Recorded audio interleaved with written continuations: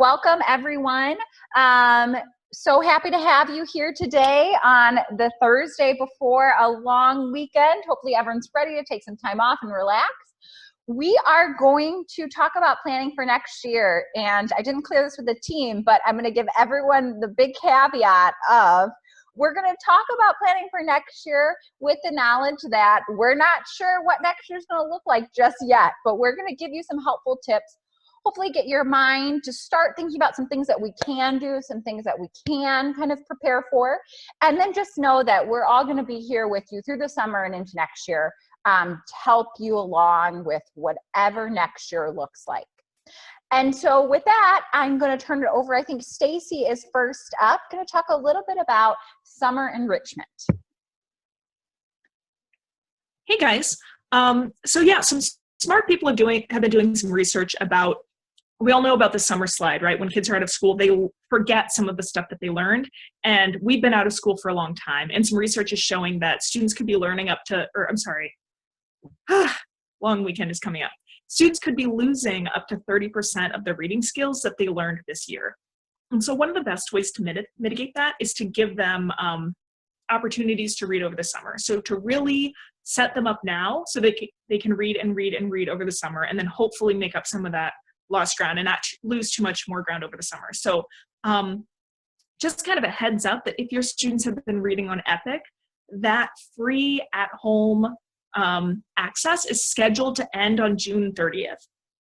So unless Epic decides to end it, if that's the only thing your students are using to access books online, that's going to disappear in the middle of the summer.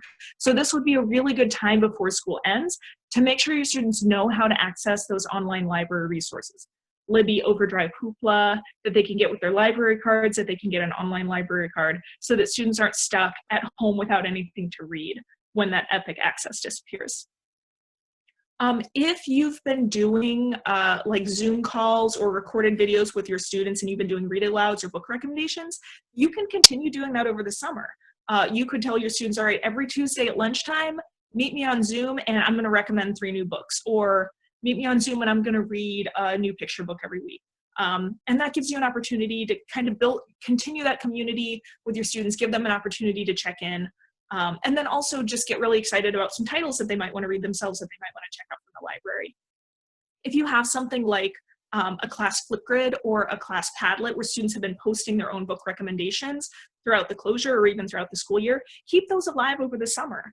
And I know that I was always required to have, so the resources that I was referring to, the library resources, if you go to the Chicago Public Library website, Libby is the app that you can download for your phone. Overdrive is sort of just like the general computer program that you can use to download library books from the library. And then Hoopla, Hoopla, yep, there it is, thanks Liz, is another app separate from Overdrive that you can use to download books and audiobooks. But that's super important. So if that's the only thing you take away from my slide, Libby, Hoopla, Overdrive. And keep your Flipgrids and Padlets alive. I know that I was always required to have a summer reading assignment for my kids. So you could even say, all right, your summer reading assignment is every 2 weeks you need to post a book recommendation to your Flipgrid or your Padlet. And then I know that I always spent summer, I have a hard time reading during the school year just because there's so much going on. So I would just double down during the summer and get a ton of my own reading done. And this is so important as reading teachers, because think about how much more powerful it is. If you say to a kid, find a book that you want to read and then read it, that's fine. But if you can say, Maya, I just finished reading this book and I immediately thought of you because I know how much you loved reading The Hate U Give. And the main character in this book reminds me so much of Star in The Hate U Give. So when you finish reading it, let me know because I really want to talk about the end with you, right? That kid is going to read that book, okay? Because it was personally recommended for them, and they know that you're kind of hoping to talk about it with them. So that's going to be much more powerful. Your kids are going to be much more excited to read and more likely to read if you can give them those kind of authentic, excited, personalized book recommendations, and really talk about books that you've read and that you loved. So some resources that you can use to sort of build your own knowledge about kid literature. Donalyn Miller is a great resource, and she's the book whisperer, and she posts all of her slideshows online. So you can go to the link that's there and see a lot of her slideshows are just like, here's 100 kids' books that you should read. Nerdy Book Club is a blog that she sponsors with Colby Sharp, and so a bunch of really smart people post about good kid books there that you can browse. And then also, I just like the NPR end of the year book list. So the link that's there, you can filter by, it's a bunch of adult books too, but you can filter out, so it's just the kids' books, so it's just graphic novels, so it's books about different topics, and it's every year back to 2013. So what I sometimes like to do is I'll look up like the best books of 2017, because I know that those are going to be more likely to be available at the library versus ones that are brand new. So just to recap, summer is a great opportunity to keep kids reading, make sure that they know where to go to get books, and make sure that they have some good titles, and make sure that they have ways to check in with you so that they're encouraged to keep reading. Coaches, anything else to add about summer enrichment? Anything I didn't talk about? I think you said all of the best ways to get books. One thing I want to mention is Kristen dropped all of the different links directly to those apps in the chat. There's also I dropped in, it's called CPL has an app for that. It's a kind of a one-pager that you could send out to parents about how to download these different apps. There's also a few other ones in there that might be helpful around language learning, around homework help. And someone asked, can I access these apps even if I'm not an Illinois resident? So Chicago Public Library does allow you to go online and get an online only library card to use these apps, and you don't have to be a Chicago resident. In addition, I know my mom's library in Indiana uses some of the same apps. So you might also want to check out your public library, because they may have some other books that maybe Chicago has on hold or doesn't have enough copies of, and then you can access from both places. So I would say check those things out, and I would echo Stacy, the more we can get kids reading over the summer, the better, because we know that the only way to become a better reader is to keep reading. So similarly, the only way to become a better writer is to keep writing. So any ways that we can get kids writing grandmas and grandpas, or writing each other, or going back to pen pal days, thinking about ways to keep them engaged in writing, can be really helpful.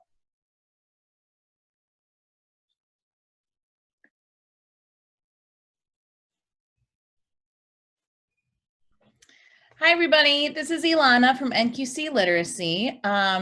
So thinking ahead about the fall and thinking about what our lives may look like, again, just reiterating that we don't know what they're going to look like.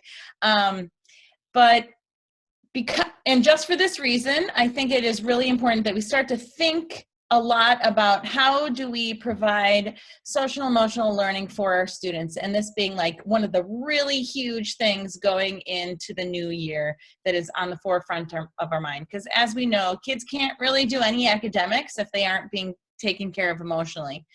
The Collaborative for Academic Social Emotional Learning defines social emotional learning as the process through which children and adults understand and manage emotions, set and achieve positive goals, feel and show empathy for others, establish and maintain positive relationships, and make responsible decisions. I just want to reiterate here that all of this is not just about how do we service our students, but how do we also service ourselves and our colleagues. If we are not taking care of ourselves and each other, then it is very, very challenging to also be able to take care of our students.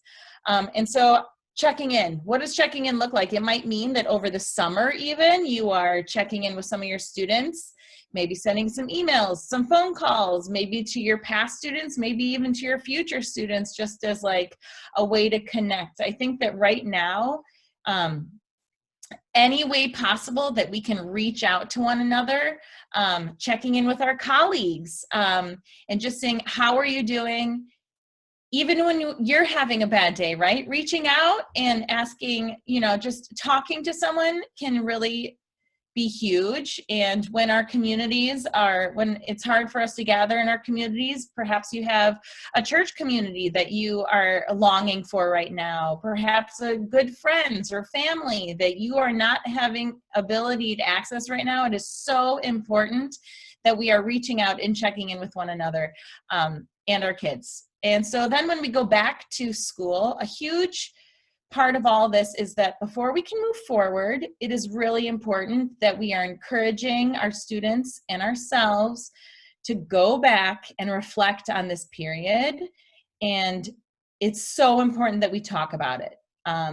To move forward, we really need to acknowledge these moments that we've had, these emotions that we've been going through, and especially we have children who have experienced and colleagues who have experienced this in all different shapes and forms. And the trauma that some have experienced might be very different than the trauma that other students experience. And it's really important that we kind of think going into the fall school year that this is going to be a big topic. It might be something that we write about, might be something that we're reading about, but it's constant in our conversations, because also it won't be over in the fall. It will maybe take a different form, or it might not, right? So I think that bringing it to light and making sure that it's not like, I mean, we're all experiencing it, so why make it weird? Let's like, it's our new, the virus is our new, you know, we're living with it. So how do we live with it? And building community. So this is really important, as we all know, every year when we start a new class, right? It's about how do we get to know each other? How do we set learning norms? How do we connect with one another? And because this is our new learning community, and I think in the beginning of this school year, we're gonna have a lot more to do with that than maybe we ever have had before, because it will be what, like 6 months since they've been in the school. And assuming that there's a possibility that we might go back to remote learning, you know, this time we all have our teachers, right? With that, we've been with these kids all year, and so it was okay, we established these relationships. This time we're gonna have to work a lot harder with that. I included some resources here. CASEL, the Collaborative for Academic, Social, Emotional Learning, they have a lot of different resources that they've included that's been passed around. Thank you, Kristen, for passing that in the emails.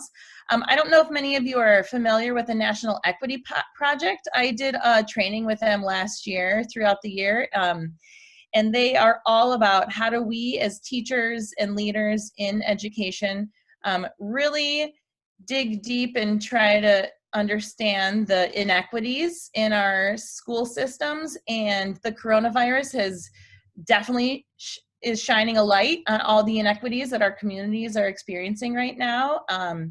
And how do we make our response to that as, you know, targeted and effective as possible. And they have some really great resources. I know also some free webinars and discussions there.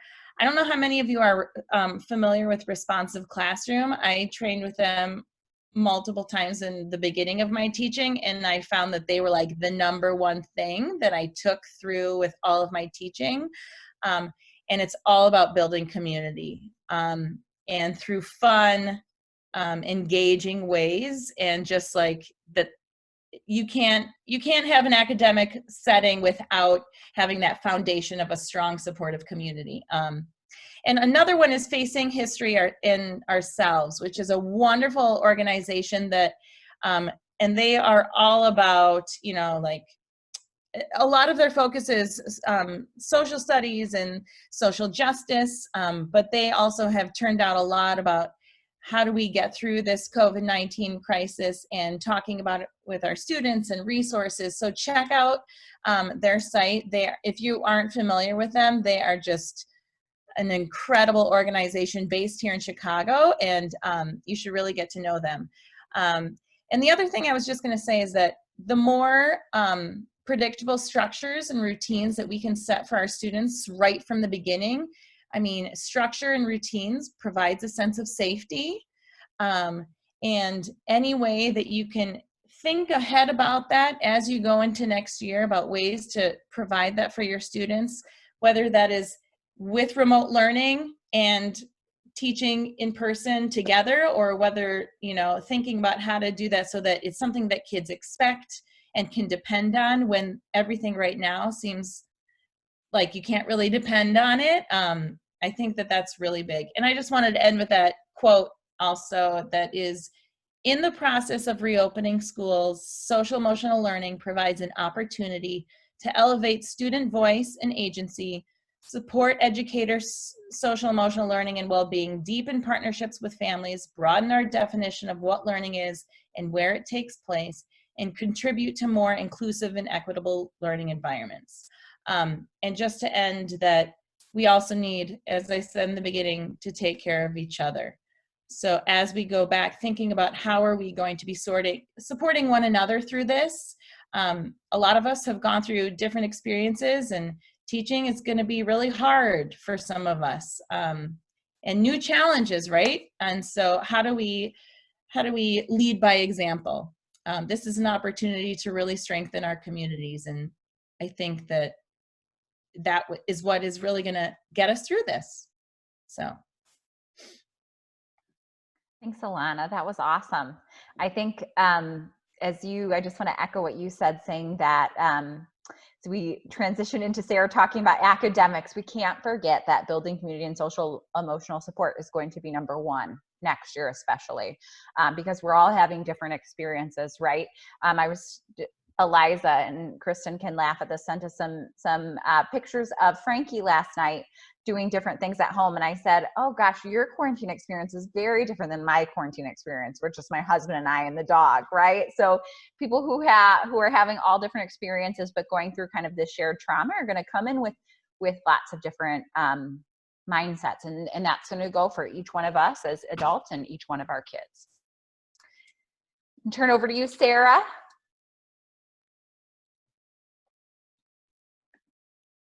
Okay, so if we're thinking about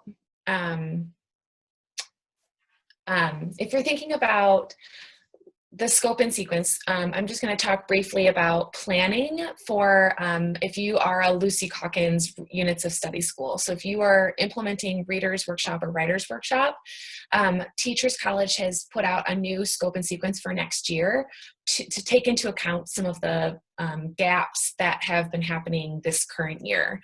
So this is a hyperlink. So when Liz sends out this email, I'd highly suggest you checking it out, or you can just very easily Google Teachers College Scope and Sequence 2021.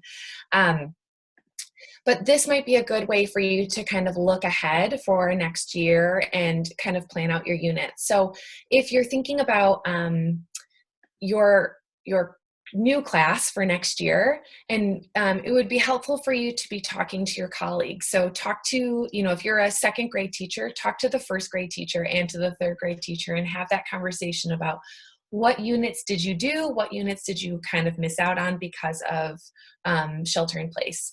So it might be helpful for you to borrow a unit from a lower grade level and teach that unit so you're able to, kind of close some of those gaps and help make sure that students are learning and are not missing out on anything.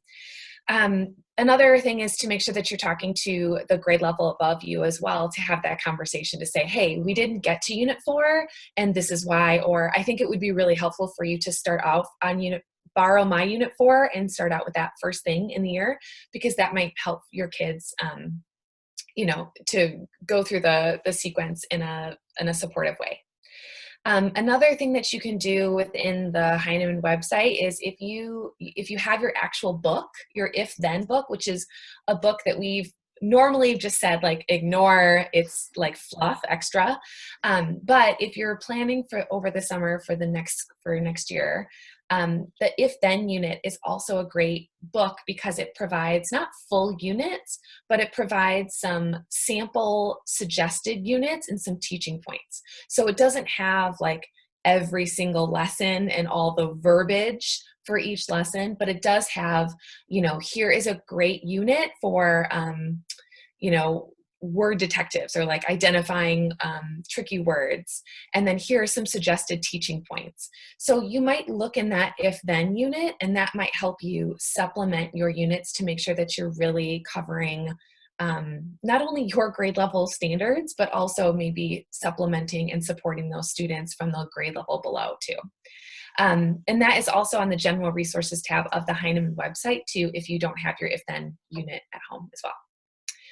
And so that's talking specifically about the units of study, but in general, because I know there are teachers who are not using those units,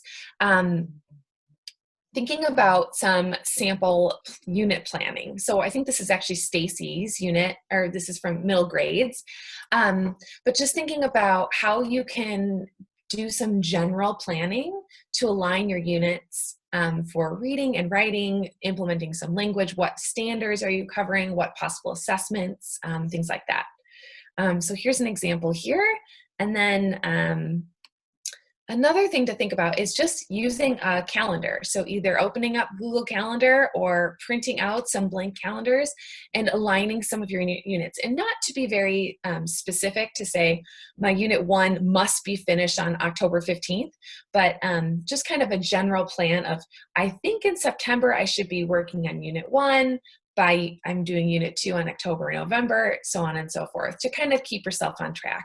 I know I used to do this as a teacher, and it was really helpful. I entered mine into Google Calendar, and all of a sudden I would get an alert saying, okay, today is October 15th, and I'm saying that I should be starting unit 2, and I'm nowhere near finished with unit 1. Okay, I know that I need to kind of adjust my timing in order to make sure that I'm fitting everything in my school year. So using a calendar is really helpful, and just to be used as a guide. All right, Liz, your turn. Oh, great. So do you remember last week, those of you who were on, I said, oh, I'll take the stuff at the end that's really not so fun, report cards, grading. And so again, this week, I am taking the stuff at the end that's really not so fun, tech and COVID-19. And so just want to give you a couple things to think about as we move into the uncertainty of next year. So if we're back in person full time, we need to think about how will the beginning of the year look different. And so both Alana and Stacey and Sarah, or all three of them, kind of gave us some ideas. So really heavy social emotional learning support, also really heavy formative assessment support, because most years we get a number of kids who came from the grade level before, and they might come with iReady data or F&P scores or just some end of year assessments. This year, kids are going to be walking into us as a totally closed book, right? We're going to have to really dig deep and figure out where is my group of kids this year more than any other year. So thinking about how can I make time to support my student social emotional growth, and how can I figure out where they are? I would say the first couple weeks of school should really be heavy on those two things. And you might not think about getting into some of your curricular resources right away. Just lots and lots of community building and lots of digging in to figure kids out. As you're thinking back to this time of distance learning, what are the 2 or 3 tech resources that you find yourself going back to? Maybe it's Google Classroom, maybe it's Flipgrid, maybe it's Seesaw. But think about what are those 2 or 3 things you want to continue to use next year, both if you're in person as a learning center or as a homework piece, or if we have to go back to distance learning, or if we have to do some kind of blended learning.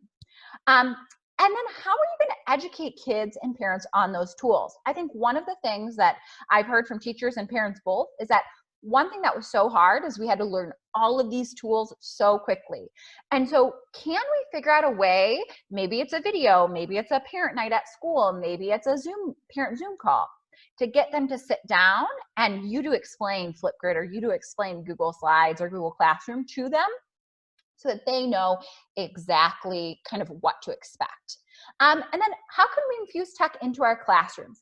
In the event that we have to go back into isolation next year, we want our kids to be able to jump on and be able to work. So if we are planning to use Epic or RazKids in our distance learning, let's use those things in the classroom. All of the great videos that you've done, let's use those as small group. Let's use those as pieces of our day where kids are watching your video, doing some kind of response, and you're working with another small group. You're all in person, but you're still using those tech resources. And then one thing that I want to say is consider creating a class website. One of the things that I've heard from teachers that's been so helpful is to have everything all in one place for parents to go to. links to where kids need to turn in homework, links to tutorials of how to use Flipgrid, links to their YouTube channel. But also parents have said it's so nice just to bookmark that one website and have everything on there for me. If this is something that you are not super comfortable with, I know we have Kristen on the call. She is very open to setting up a time with you to go through kind of creating a class website. And we're here all summer, folks. So if you'd like to connect with us, please do that. One thing that I want to just emphasize is that I don't want you to throw away all of the hard work that you've done these past 8, 10, 12 weeks. You have created so many good resources that can be used for in-person learning in your classroom that may look different than the way that we've done it before. But I think you don't just put those to the side because we're back and go back to the way things were. I think one of the bright spots is that we can use what we've learned to innovate what we're doing in the classroom and to use all of those great things. So go ahead, Sarah, you can go to the next slide for me, please. That's all right. So one last resource that we want to send out to you is from Cult of Pedagogy, which is a great blog and podcast if you don't listen to it. She has a gut level reflection that's meant to be, if we finish an in-person year, to kind of sit down and think about what worked, what didn't, and to kind of create some action steps. And so when we send this out, we're going to send you this link. I would say take 20 minutes to sit down and really think about the areas that worked for you and the areas that you want to change for next year. I know that summer can be a great time of reflection. We're all in it right now still, right? We're still running. It's still a mile a minute. When you have a second to sit outside on your patio maybe, or hopefully at an outdoor cafe or at the beach this summer, really take a second to check in with yourself about what worked and what didn't. And she suggests 5 areas. I would add for yourself kind of a 6th. Think about distance learning as a 6th area of a place to check in with yourself. Before we go to breakout rooms, because I think that's what's coming up next, I want to do 2 things. We're going to ask you to do a fast and furious share in the chat, but there's one thing that I forgot to put on here that is most important. It's the thing that you need to do above all, is after your last day of school, shut your computer for at least a week. Do not look at the screen, do not look at work, do not answer email. Take time off for you. Your brains, our brains have been so busy and so tired that we need time to recharge. As Alana said earlier, our social emotional health, our self-care, our self-management is so important. We cannot do the work that we do without taking time to relax. And so, you know, I always tell my teachers to relax, but this year more than ever, I'm saying relax, relax, relax, really unplug. We're going to talk about in breakout rooms some of the things that we can think about for that worked this year, some of the things that we want to continue into next year. But before we go, just to get our juices flowing, I would like for you to just pick one of these questions and answer it in the chat. So maybe what's worked for you so far in distance learning this year? Something that's really worked, feel free to type that in. Any tools that you want to continue learning next year in person or online. And then maybe an idea of how you can use the work that you've done. So take a second just to type in the chat and just to kind of get our ideas flowing.